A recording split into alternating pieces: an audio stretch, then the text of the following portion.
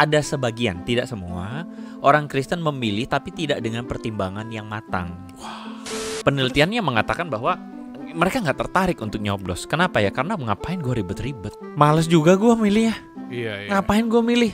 Mending gue jalan-jalan aja healing gitu. Masuk. Gue pilih pun Gak cuman satu suara.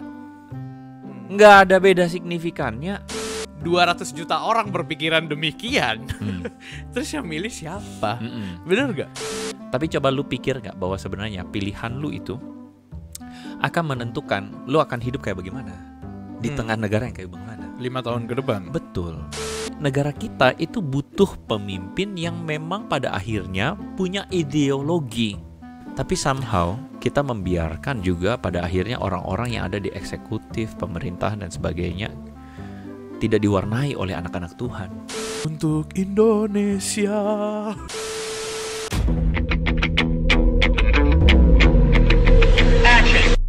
Haleluya, haleluya, haleluya semua. Selamat datang di Hello God on Topic bareng gua Julius dan Ko.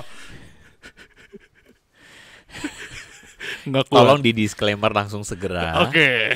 Ya, jangan supaya membuat orang-orang berpikir bahwa kita sedang mendukung salah satu paslon. Wah, siapa tuh Koko? Betul. Mungkin teman-teman gara-gara lihat di thumbnail gue memakai baju yang sangat-sangat biru. Ini ada tulisan Marvel. Jadi disclaimernya adalah tadi pagi pas OTW ke sini gue telat. Dan hari ini tuh karena gue mau olahraga banyak, gue harus siapin banyak baju. Oke, udah kan gue siapin banyak baju. Lu olahraga tadi pagi? Enggak, buat nanti malam. Oh, nanti malam. Iya, jadi hari ini teman-teman kita take-nya lagi siang hari nih. Buat nanti malam. Terus pas gue jalan, gue pikir pakai baju apa ya? Hari ini kan kita mau rekaman super besar dan final. Woy. Jadi teman-teman, seperti konten yang teman-teman tonton saat ini adalah rekaman yang sebenarnya gue udah wanti-wanti sama Julius Joel.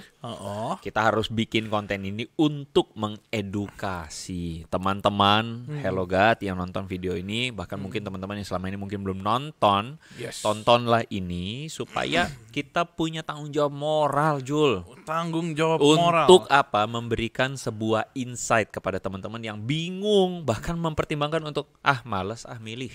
Wah, makanya judul kita adalah mengayomi masyarakat, bukan tidak usah memilih. Tapi gue lanjutin cerita gue nih. Iya, lanjutin. Makanya gue bingung mau pakai baju apa. Tadi gue pikir kaos, cuma nanti satu-satunya patokan gue kalau syuting, gue nggak mau kelihatan gede. Oh, jadi gitu. Jadi makanya gue ambil hoodie terdekat gue nggak sempet lihat warnanya, satset. Maksudnya biar cepet, gue ambil, terus ya udah gue jalan, gitu. Pas nyampe gue cek, oh baju gue coba ini, terus gue liat warnanya biru banget. Nanti gue pikir, ya udahlah, gue pikir gue ngomong aja ke teman-teman kalau warna ini tuh kebetulan gitu. Jadi teman-teman, silakan Anda penganut teori konspirasi atau tidak, silakan. Ya, nanti ada yang masuk konspirasi lagi dari tadi kan kita begini-begini. Wah, nomor berapa ini? Gitu kan ya. Terus Julius ngomong satset. Wah, ternyata gitu kan. Bahaya sekali ya episode hari ini ya. Terus pembukaannya, kok ternyata lagunya kok nomor yang kedua. Oh, bukannya haleluya tadi. Gitu ya. Jadi teman-teman. Terus. Itu lagi satu. Enggak, bingung, Andre bingung. Enggak tahu nih inside jokes. Enggak, tadi itu tuh sama yang lagi viral di TikTok. Lu tau kan menyala abangku gitu. Itu buzzer teman-teman ganja gitu. Nah. Jadi begini teman-teman, sekali lagi di awal kami tidak ingin mengatakan kami pilih nomor berapa. Tidak, sama sekali tidak. Tapi kami berusaha dengan hati nurani kami sendiri dan dengan didasarkan oleh keinginan luhur. Jelek banget. Keinginan luhur supaya apa? Setidaknya teman-teman melalui perspektif Kristen, kita ingin mengarahkan teman-teman untuk mari kita jangan sampai acuh tak acuh, masa bodoh.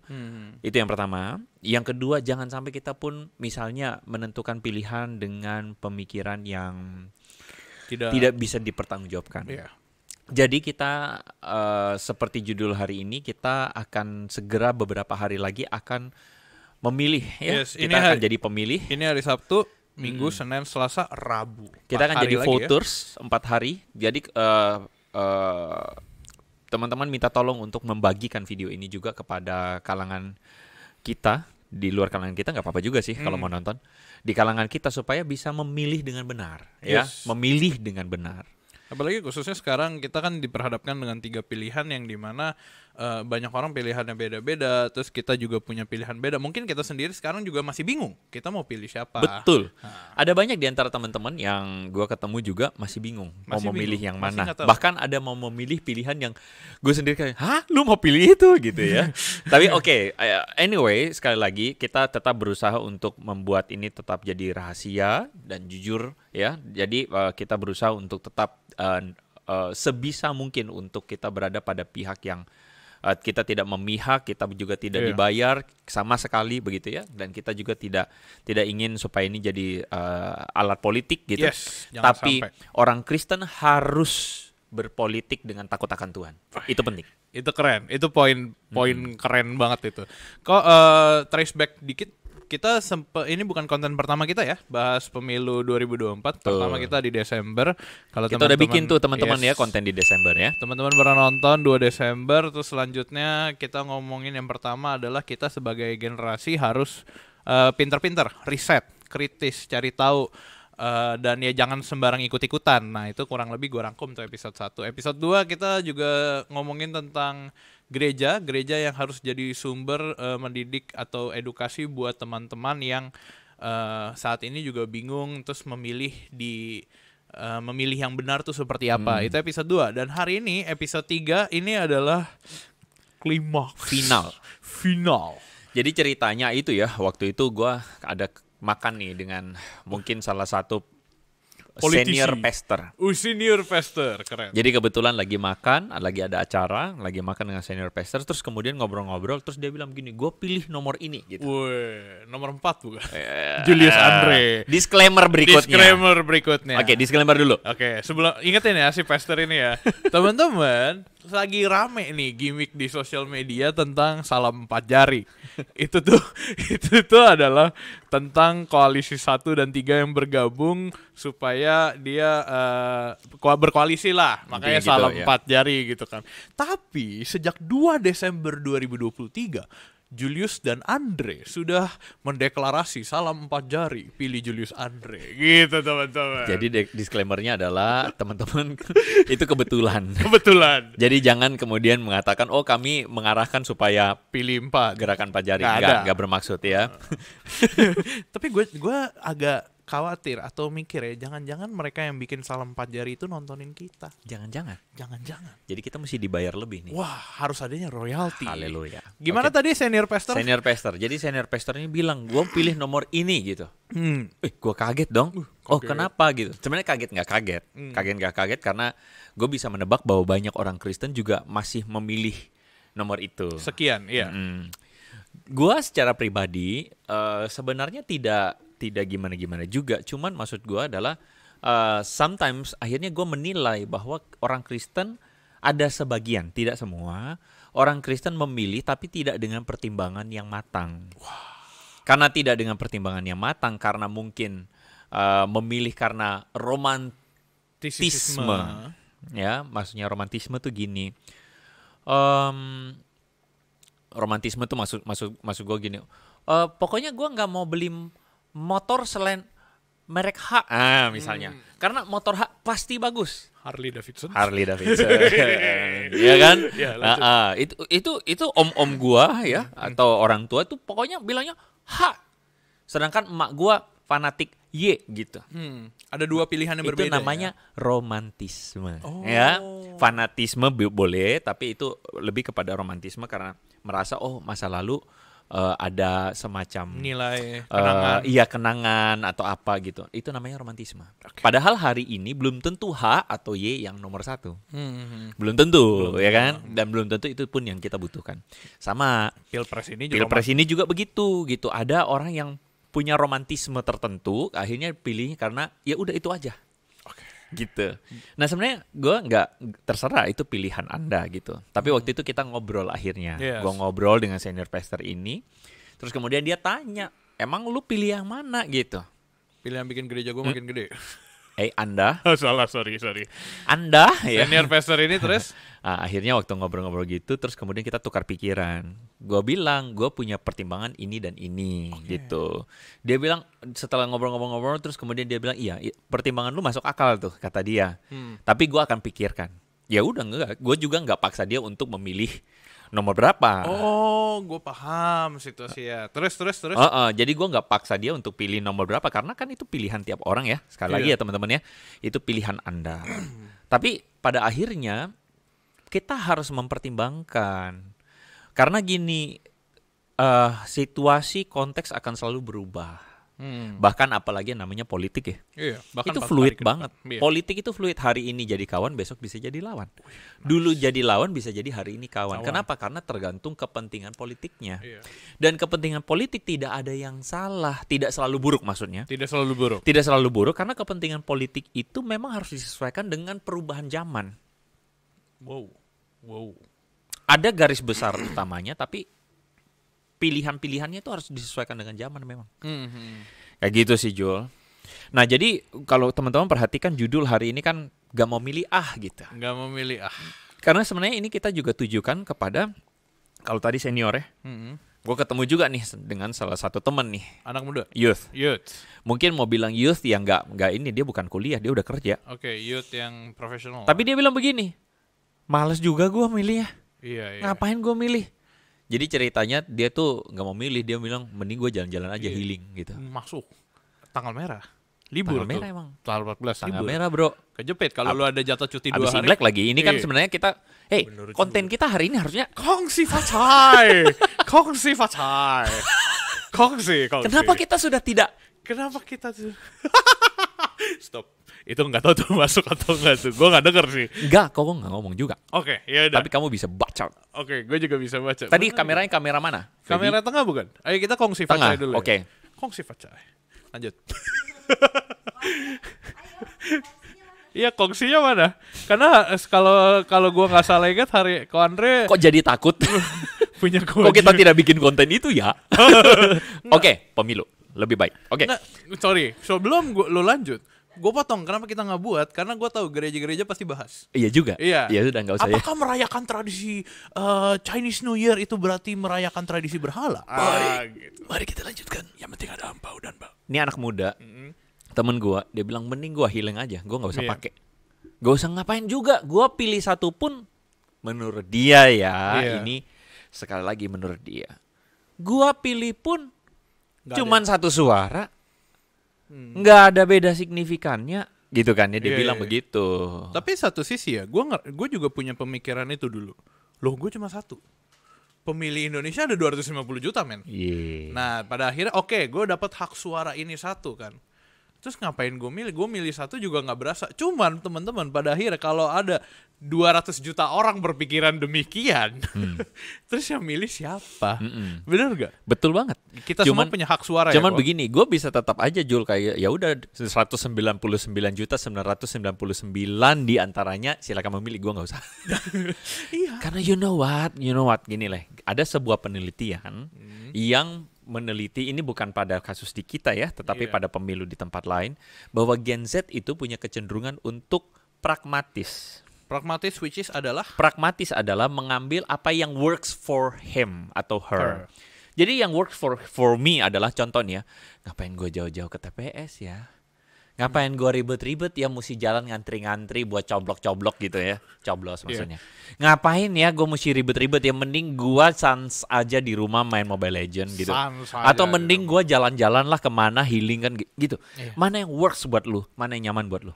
Jelas itu penelitiannya. Sebagainya gitu kan. Iya, penelitiannya mengatakan bahwa mereka nggak tertarik untuk nyoblos. Kenapa ya? Karena ngapain gue ribet-ribet. Gue nggak mau ribet. Betul. Itu, ya. Nah, ini satu hal yang gue mau bilang buat teman-teman. Oke, bener. Lu lebih enak cuman main game doang di rumah. Bener. Lu lebih enak jalan-jalan ke mall aja mungkin ya. Bener, nggak salah bro gitu. Tapi coba lu pikir nggak bahwa sebenarnya pilihan lu itu akan menentukan lu akan hidup kayak bagaimana di tengah negara yang kayak bagaimana 5 tahun ke depan. Betul. Bahkan bukan 5 tahun ke depan Jul, bisa sampai 10 tahun ke depan. Bisa sampai. Karena lu perhatikan deh, presiden-presiden yang dipilih pasca era reformasi Kebanyakan. Bukan kebanyakan ya, itu akan kecenderungan petahana itu akan menjabat sampai 2 periode, kecenderungan. Tapi kan semua itu dimulai dari Pak SBY. Iya, kan Pak Jokowi juga 2 periode. Iya, 2 itu kan. Jadi ada kecenderungan. Jadi makanya gue bilang tidak 5 tahun loh. Bisa 10 tahun. Bisa aja 10 Bahkan tahun. bisa 20 tahun. Ngerti maksud gue nggak? Gue ngerti maksudnya nggak? Gue ngerti maksudnya. Ngerti ya? Para penonton paham juga ya? harusnya banyak juga. Teman-teman paham ya? Kalau menurut kalian apa? Tulis di bawah ya. Tulis di bawah. Maksudnya kenapa kalau gue bisa bilang 20 tahun? Iya, ngikutin filosofi Konoha kan. Jadi maksudnya gini loh teman-teman. Pilihanmu hari ini akan menentukan, bukan kamu penentunya sih, tapi maksudnya satu suara itu akan, sebenarnya lu mesti akui bahwa lu tuh sedang memilih masa depan lu dalam tanda kutip. Negara ini akan mau jadi negara apa? Mau dibawa kemana? Pilihan lu akan menentukan bahwa tanah kosong di depan komplek perumahan lu itu akan jadi taman atau akan jadi mall. Pilihan lu menentukan bahwa jalan di depan rumah lu itu akan diaspal dengan benar atau dibiarin lubang-lubang. Lu paham gak maksud gue? Paham gue. Pilihan lu akan menentukan itu kali di sebelah sono itu akan waktu hujan banjir meluap atau tidak, itu menentukan. Pilihan lu akan menentukan bahwa nanti lu waktu cari kerja tersedia lapangan pekerjaan atau enggak misalnya. Pilihan lu akan menentukan waktu lu abis dari luar negeri, lu mau balik misalnya ke Indonesia, itu kondisi Indonesia suportif nggak buat lu? So it matters bro. It matters. Matters loh. Pilihan lu itu matters. Tapi kok itu kan cuma satu suara. Gini, kita mungkin harus mengakui bahwa sulit mengatakan bahwa proses pemilu kita akan benar-benar bersih. Sulit. Gue nggak bilang lo ya, pasti ini. Tapi sulit untuk mengatakan benar-benar bersih.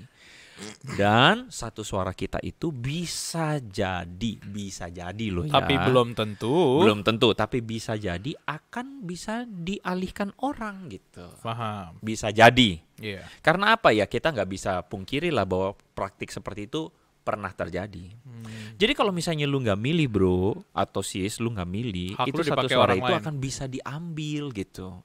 Dan sebagai orang Kristen, apalagi sebagai anak-anak Tuhan, kita diminta untuk mengusahakan kesejahteraan kota, tempat di mana kita ditempatkan Tuhan.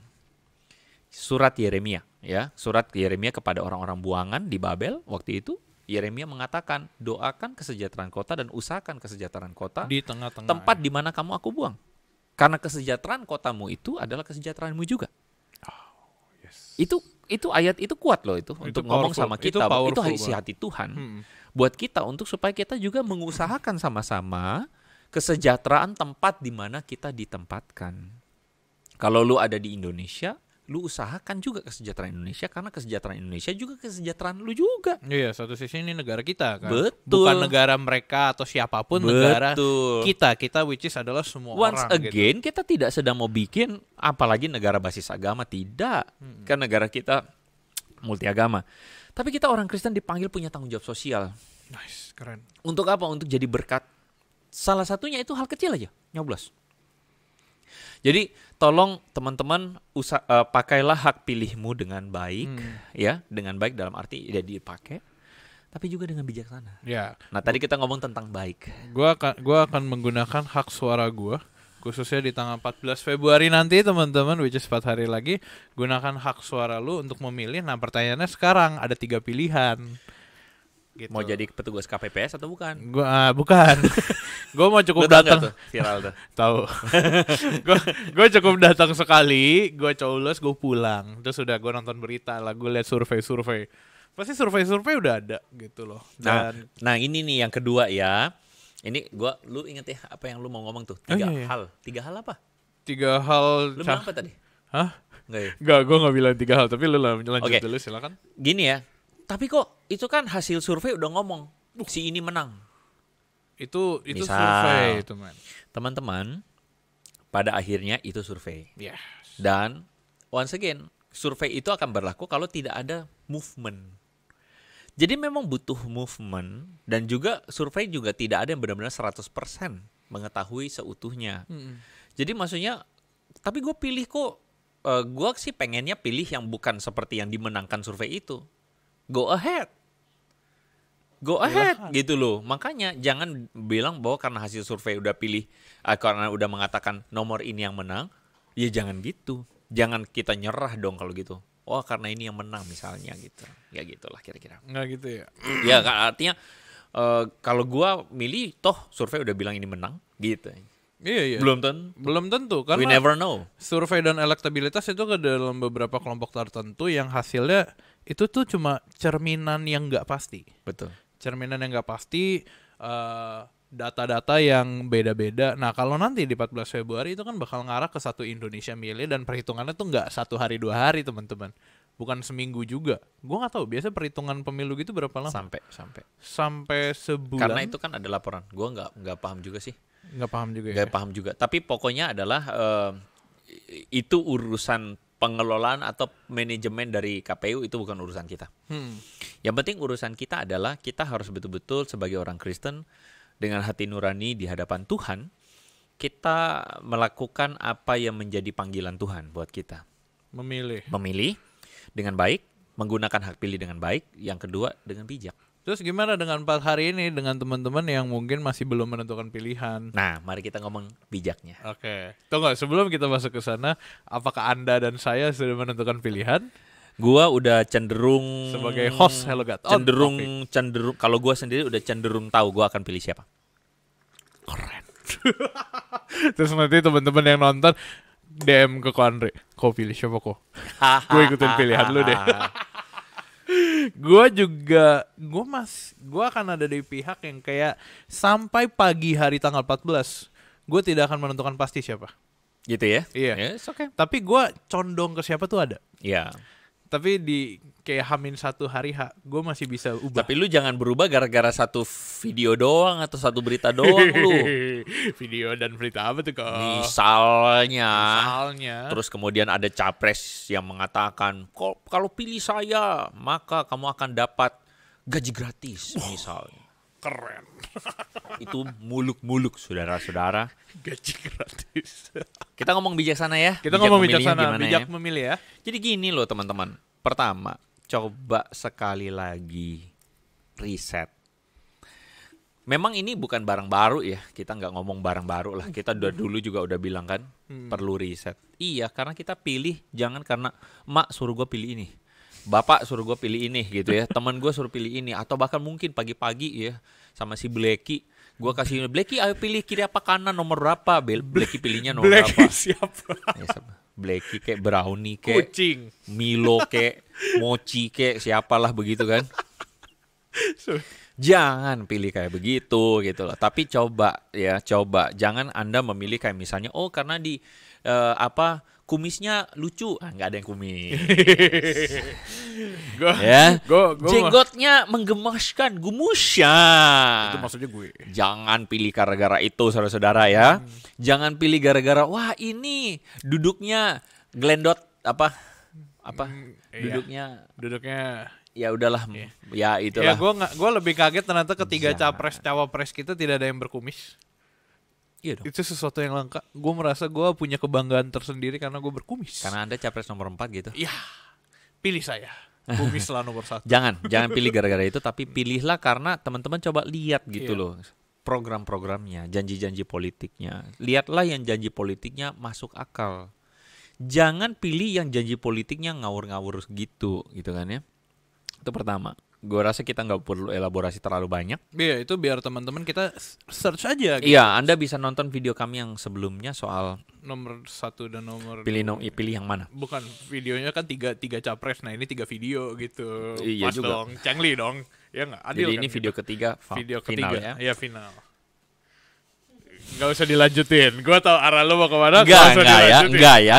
Hati-hati ya. Hati-hati. Enggak arah gue, tapi gue maksudnya bilang, jangan loh ya. Ini jangan dihubung-hubungkan.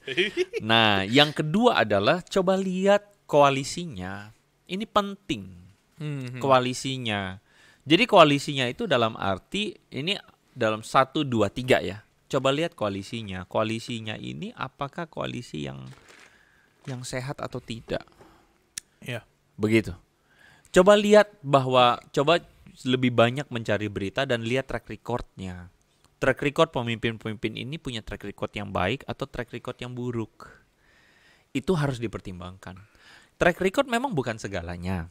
Tetapi negara kita itu butuh pemimpin yang memang pada akhirnya punya ideologi. Ideologi itu penting, Jul. Yeah.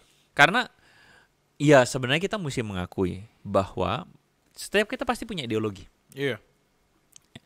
Cuman pada akhirnya apa yang kita utamakan?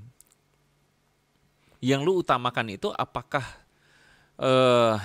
idealisme ataukah harta? Cuma menentukan hasil. Itu penting.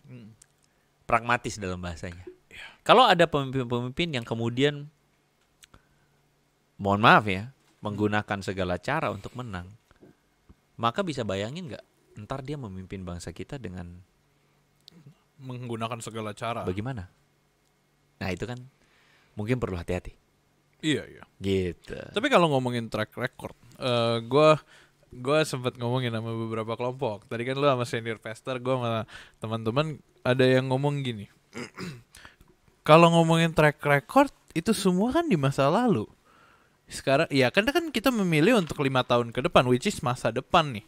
Bukan kita kita berkaca dari masa lalu. Cuman yang udah di masa lalu lu ngapain bawa buat 5 tahun ke depan gitu. Lu coba lihat di masa-masa kampanye ini tentang program janji dan sebagainya. Lu jangan lihat track recordnya, lu lihat 5 tahun ke depan mereka tuh punya semangat atau enggak di pikiran gue. Itu agak susah ya karena kan belum kejadian tuh 5 tahun ke depan. Benar. Tapi track record itu adalah sebuah proyeksi akan masa depan. Sekali lagi kalau ngomong proyeksi itu kan belum tentu kejadian nih. Tetapi proyeksi itu paling tidak adalah sebuah data yang kita bisa pakai daripada nggak ada data.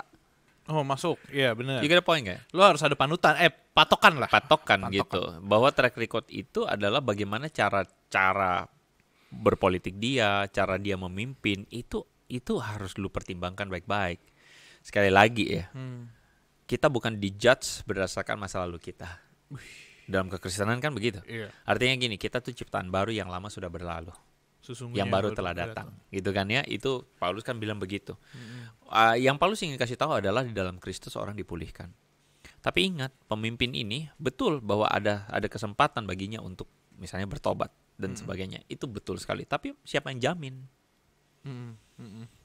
Karena ini pilihan adalah pilihan yang ini ya lu memilih dengan hati-hati gitu. Itu poinnya. Bisa ada track record yang keliru di masa lalu? Bisa dia bertobat? Bisa misalnya. Tapi kalau lu lihat kalau dia berulang-ulang melakukan misalnya hal-hal yang seperti itu, maka gue rasa be careful loh. Harus rating lagi. Harus dipikirkan ulang. Gue rasa juga di dalam H-4 ini anything can happen. Ini aja kita teman-teman kita syuting di awal minggu dan ini belum ada berita. 1 minggu sebelum ya. 1 minggu sebelum setahu gua ketiga capres-cawapres kita akan melakukan kampanye terakhir mereka di minggu ini, Sabtu, Minggu, Senin. Kalau gue nggak salah ingat. Nah itu kampanye terakhir. Sebelum harusnya masa-masa tenang tuh kalau nggak salah Senin Selasa ya. Iya. Iya nggak sih? Kurang lebih gue nggak tahu, gue nggak perhatikan masa tenangnya kapan. Gue sih nggak tahu sih. Lo nggak tahu ya? Ternyata Anda juga bukan pengikut. Iya, bagi gue itu bukan hal yang penting banget. Gue paham. Gue cuma melihat bahwa adu ide dan gagasannya itu bagaimana. Tapi gini ya teman-teman ya, jangan juga terjebak dengan mengatakan bahwa oh ya kalau misalnya dia pintar bicara dia nggak bisa kerja. Nggak juga. Ada orang yang pintar bicara bisa kerja kok. Masuk. Iya kan? Masuk. Ada yang memang bisa kerja tapi nggak pintar ngomong. Oh ada. Jadi contoh masing-masing tuh ada.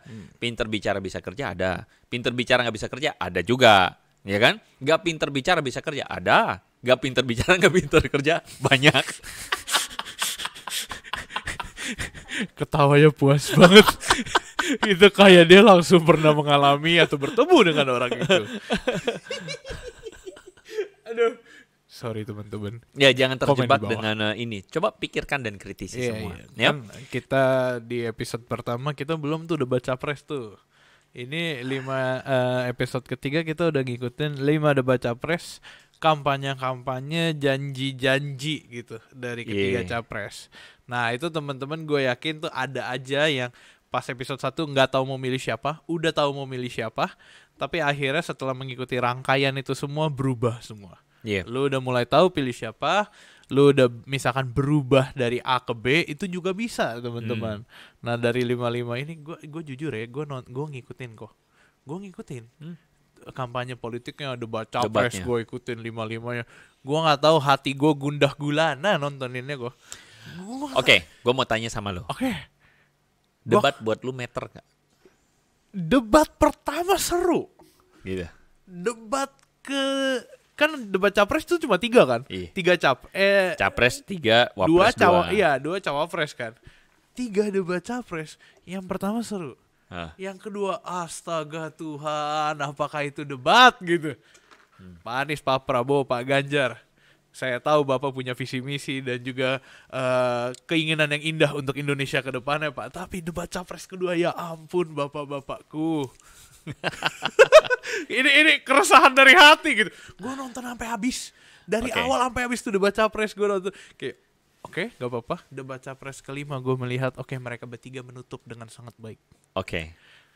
Ada yang bilang sama gue barusan kemarin. Gak asik debat yang terakhir. Kurang berantem berarti. Nah itu buat gue lebih suka yang damai soalnya kan. Oh iya. Makanya lu sebenarnya lebih seru kalau ini. Kalau gue bilang ya, ini kalau dari gue.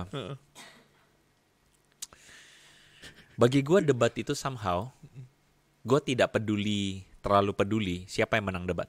Yes. Mindset gue terbentuk dalam di debat tanda kedua. kutip. Dalam tanda kutip menang debat ya. Karena bagi gue itu subjektif. Dan gue tidak akan bilang, yang ini menang debat, ini jago debat, gue pilih dia. No, gue gak begitu. Tapi bagi gue, cara memberi gagasan,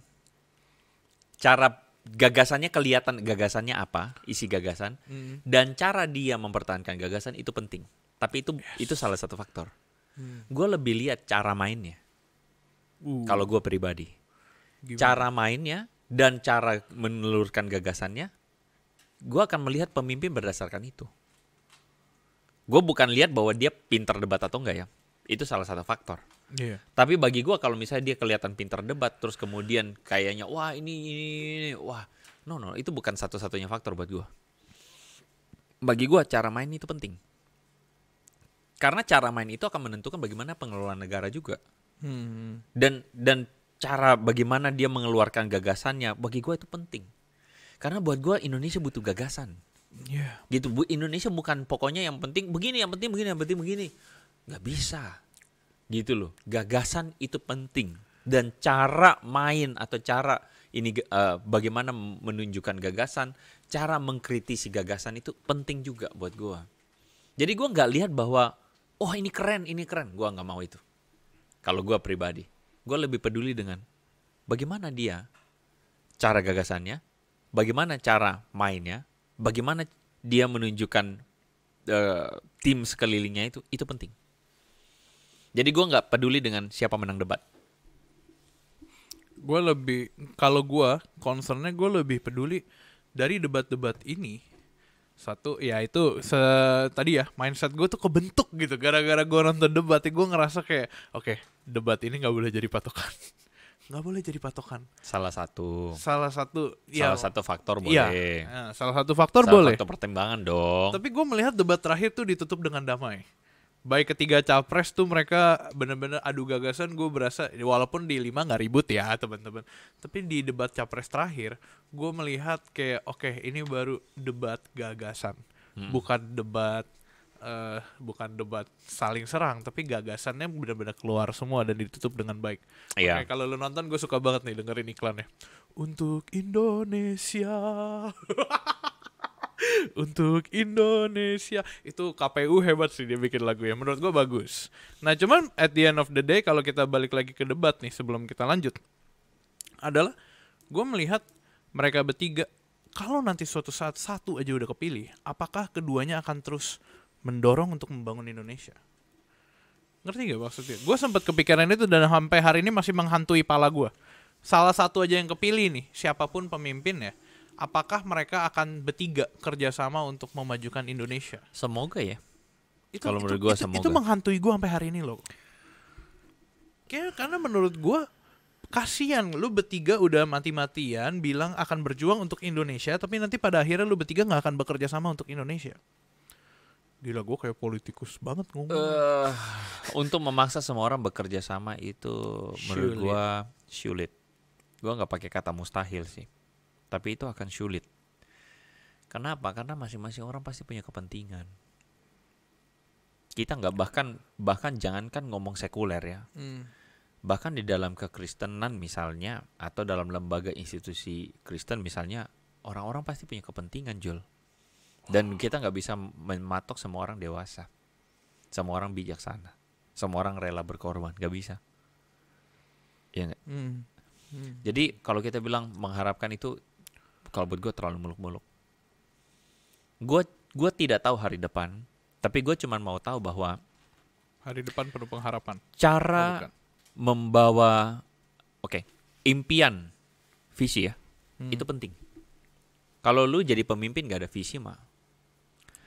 Dan gue nggak mau muluk-muluk mensejahterakan rakyat, keadilan sosial. Bagi gue itu cuman judul. Tapi bagaimana lu menerjemahkan judul itu? Keadilan sosial bagi seluruh rakyat Indonesia. Bagaimana menerjemahkannya? Kalau lu cuma ngomong judul, semua orang juga bisa, gue rasa. Ya nggak? Nah, makanya gue bilang coba teman-teman pilih nomor 1. Maksudnya coba lihat nomor 1, nomor 2, nomor 3. Lu tau gak sesuatu? Ulang. Coba teman-teman lihat nomor 1, nomor 2, nomor 3. Oke. Hello God on Topping gak pernah dipotong di TikTok. Kalau dipotong di TikTok seru tuh. Coba lu lihat nomor 1, nomor 2, nomor 3. Jangan cuman gimmick-gimmick, keren ya. Kalau bikin judul semua orang juga bisa. Kesejahteraan sosial, keadilan sosial, kesejahteraan bagi semua rakyat. Indonesia yang gue mau pakai tagline itu, gue takut. Indonesia yang canggih gitu ya. Semua tagline masih bisa, tapi bagaimana lu menerjemahkannya dalam ide-ide konkret itu penting. Nah, maksud gue pengen ngomong cara mengelola negara itu penting. Dan gue lebih memilih paslon yang punya prinsip yang bisa dipertanggungjawabkan ketika mengelola. Lu mau bilang, aduh itu semua mah kotor misalnya. Wah, iya. Iya. Ya udah kalau gitu nggak usah ada mimpin. Ya masalahnya orang, ini gue kritik dulu ya. Gue kritik nih kita nih orang Kristen ya. Kita orang Kristen. Somehow mungkin harus bertobat. Karena kita banyak main aman. Ya betul, kita memang mesti main aman gitu. Dalam arti kita mesti berusaha sebisa mungkin memelihara kedamaian ya. Iya. Tapi somehow kita membiarkan juga pada akhirnya orang-orang yang ada di eksekutif, pemerintahan dan sebagainya tidak diwarnai oleh anak-anak Tuhan. Jadi jangan lu terlalu ngomong, ini semua kotor. Ya udah lu hidup di gunung di puncak sana. Bertapa. Tapi lu hidup di gunung pun aturannya diatur sama orang-orang yang lu biarin yang bukan anak Tuhan. Paham gak Mas? John Stott pernah bilang nih, John Stott, jangan lu protes what happened with this world. Yang harusnya lu protes adalah kemana anak-anak Tuhan? Kemana anak-anak Tuhan? Kemana orang yang berintegritas? Kemana orang yang benar? Orang yang benar berintegritas menarik diri, cuman main aman. Dengan sebuah pembelaan bahwa itu kotor, gue gak mau. Gitu. Gue tahu bahwa gue tidak bisa memaksa teman-teman bahwa ini gue bukan mau menyalahkan orang Kristen, bukan.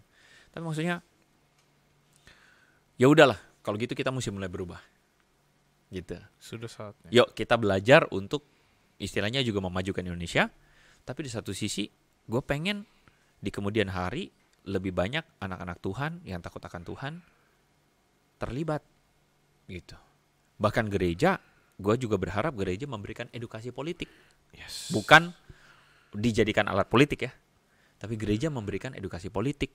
Supaya apa? Supaya negara kita sekali lagi bukan milik salah satu kelompok masyarakat. Bukan milik salah satu kelompok agama. Tapi milik bersama. Bukan milik salah satu kelompok suku.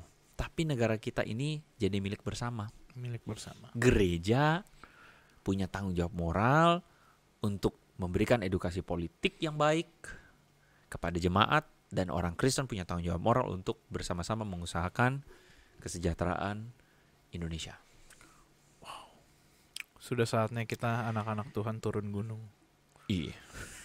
Ya udah, yang gak dari gunung turun sekarang. Iya, yang ada di gunung dan main aman. Tapi gila, lu keren banget barusan itu. Itu gue merasa itu kayak salah satu warning buat kita ya. Kita orang-orang yang tanda kutip masih takut-takutan dan sebagainya. Kita punya bukan pilihan, tapi tanggung jawab untuk terlibat. Iya. Jadi maksudnya gue merasa begini loh, teman-teman, hidup itu singkat. Ayo kita sama-sama jadi berkat. Lu gitu. punya pilihan. Okay. Lu punya pilihan untuk hidup untuk diri. Jadi ini, lu punya pilihan untuk doing anything. Karena gak ada yang bisa paksa lu juga untuk lu mesti bikin A, B, atau C. Tapi pertanyaannya adalah, untuk hidup yang Tuhan kasih selama katakanlah 70 tahun, 80 tahun. Di negara bernama Indonesia. Di gereja tempat kamu ada. Di komunitas tempat kamu ada dan keluarga tempat kamu ada, kamu punya pilihan. Pilihan untuk do nothing, gak lakuin apa-apa, lu cuman kerja buat dapat duit supaya lu pergi healing jalan-jalan suka-suka lu main game, main PlayStation, happy-happy, hura-hura. Boleh, lu punya pilihan itu. Tapi dengan hidup yang singkat itu, lu juga bisa berarti hidup lu. Berarti dengan cara lu bisa jadi berkat buat banyak orang. Gue lagi nggak ngomong soal kasih bagi-bagi makanan kepada anak jalanan. Gue nggak ngomong itu ya. Maksud gue itu mah ya udahlah, itu bisa bener. Gue nggak ngomong jadi berkat itu bagi-bagi makanan gratis, bukan. Gue lagi ngomong jadi berkat itu bukan lu kasih maaf sedekah mungkin buat orang yang butuhin. Bukan itu saja. Tapi kehadiran lu tuh signifikan untuk kemudian membuat hidup banyak orang lebih baik. Gitu loh. Dan kita orang Kristen tuh dipanggil untuk itu. Bagi gue hidup itu singkat. Dan akan sangat menyedihkan sekali kalau hidup kita tuh cuman pada akhirnya hanya untuk diri kita. Karena one day Tuhan minta kita mempertanggungjawabkan kehidupan yang Tuhan sudah kasih. Kayak hidup 70 tahun, 80 tahun akan dipertanggungjawabkan untuk kekekalan bersama Tuhan. 70-80 tahun ini ya mungkin buat kalian sebagian teman-teman merasa singkat, tapi buat gue cepet loh. Cepet banget. Buktinya aja gue beberapa tahun yang lalu, 2-3 tahun lalu gue masih merasa gue 20-an. Tapi gue merasa gila ya. Cepet ya? Cepet loh. Gue udah mau masuk hidup yang baru. Kepala 4. Oke. Kepala 4. Gitu loh. Maksudnya gila loh. Ini cepat loh. Dan gue pengen hidup gue berarti. Berarti itu dalam arti gue merasa hidup yang Tuhan kasih mesti gue pertanggungjawabin deh. Yes, benar. Gue bukan bilang gue lebih ini dari teman-teman, enggak. Tapi gue pengen orang Kristen juga merasakan hal yang sama. Jadi gereja itu bukan cuman oh yaudahlah, lu pulang, diberkatilah keluargamu, diberkatilah pekerjaanmu, diberkatilah rumahmu tambah gede. Haleluya. Mobilmu tambah 1. Mobilmu banyak. tambah bagus. Kamu bisa pakai baju lebih bagus. Deep down in my heart, kalau kita masih cuman berpikir diberkatilah kita untuk itu, gua rasa something missing. Lu kehilangan purpose. Lu kehilangan tujuan. Tuhan itu taruh lu, kasih percayakan hidup buat lu dalam konteks lu hari ini untuk apa? May His kingdom come. Datanglah kerajaanmu. Jadilah kehendakmu di Indonesia seperti di sorga kan harusnya. Kerajaan sorga itu tidak ujuk-ujuk turun, terus kita do nothing, ongkang-ongkang kaki dan mempersiapkan, oh Tuhan aku mau supaya aku nanti bisa masuk kerajaan sorga. Haleluya, haleluya, haleluya. Gue pikir kita harus jadi agennya untuk membuat kerajaan surga itu terjadi di sini. Dan gue cuman merasa sayang sekali gereja kehilangan itu. Gak semua gereja, tapi gereja kehilangan pesan itu untuk jemaatnya supaya jemaatnya mewujudkan kerajaan Allah. belum terlambat. Belum terlambat. Sepakat. Masih ada waktu. Rencana Tuhan yang bekerja. Biarkan Tuhan yang berdaulat atas apa yang terjadi untuk Indonesia. Tapi jangan lupa kita terlibat di dalamnya. Kita punya tanggung jawab di dalamnya. Haleluya. H-4. Ready teman-teman? Tentukan pilihanmu. Jangan tulis di kolom komentar. Biarkan kau dan Tuhan saja yang tahu. Oke lah kalau gitu. Cukup panjang ya, udah 40 menit lebih kita ngomong. Dan gua rasa itu penutup yang tepat untuk kita semua. Apalagi kita harus nyadarin ada tanggung jawab yang perlu kita pegang bareng-bareng gitu. Bukan pilihan tapi tanggung jawab kita untuk maju bareng-bareng. Terus tadi menggenapi kata-kata pengkhotbah. Hidup ini sama seperti embun yang terlihat kecil lalu menghilang. Jadi hidupilah dengan tanggung jawab akan Tuhan. Oke lah kalau gitu teman-teman, udah saatnya gue akan mengeluarkan pantun gue sebelum Pilpres yang gue pikirin sekitar 3 menit yang lalu. Iya, gue tahu. Waktu gue ngomong tuh dia diem, dia agak ning. Nah itu dia lagi mikir sesuatu. Itu gue lagi bikin pantun. Oke. Jalan-jalan. Bukan. Oh bukan. Rayakan Tahun Naga sudah dekat. Cakep. Mari kerja bersama-sama di ladang Tuhan. Boleh. Jangan lupa pilih Capres dan Cawapres yang tepat. Oke. Muka Juli sudah merah. Tadi bait kedua gua apa? Tuhan gak sih terakhirnya? AN. Tadi kan Tahun Naga sudah dekat. Yang kedua, ayo kita kerja bersama-sama kali ya. Ngarang dia. Kerja bersama. Jangan lupa pilih Capres dan Cawapres yang tepat. Bangun ladang Tuhan bersama-sama.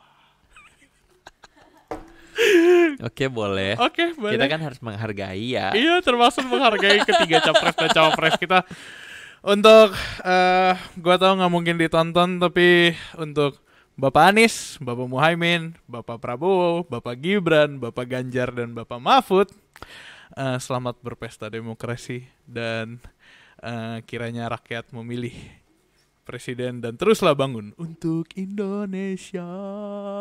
Thank you untuk Andre, thank you untuk Feby di sebelah sana, thank you untuk teman-teman semua for watching Hello God on Topic, where Hello God will always be on topic. God bless you teman-teman semua. Stay connected with Hello God.